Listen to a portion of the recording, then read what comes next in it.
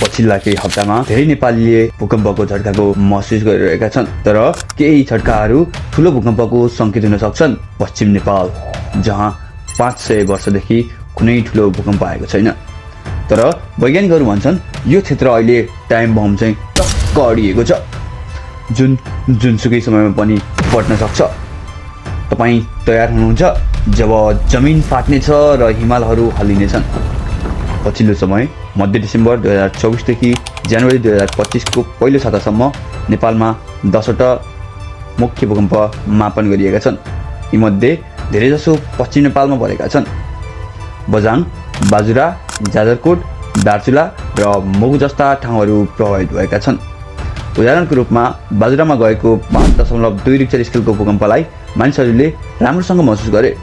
तर यो झट्का ठुलै भूकम्पको सुरुवात हो कि भन्ने डर पनि छ। पश्चिम नेपालमा लगातार भएका यी साना भूकम्पले भूकम्पविदहरूलाई चिन्तित बनाएको छ। उनीहरू भन्छन् यो ठाउँ एक ठुलो भूकम्पको केन्द्र हुन सक्छ। सबैभन्दा पहिला त भूकम्प किन आउँछ भन्ने कुरा बुझ्नु जरुरी छ।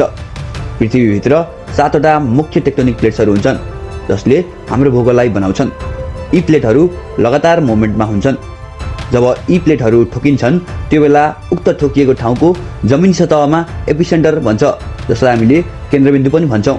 र त्यो ठाउँ साथै त्यसका वरिपरिका ठाउँहरूमा पनि भूकम्प आउँछ। विज्ञहरूको अनुसार इन्डियन सबकन्टिनेन्टको क्रस्टल लेयर उत्तरतिर सर्दैछ र यसले युरेसियन प्लेटलाई थिचिरहेको छ, जसले गर्दा पुरै हिमालय क्षेत्रमा भूकम्प आउन सक्ने उच्च जोखिम छ।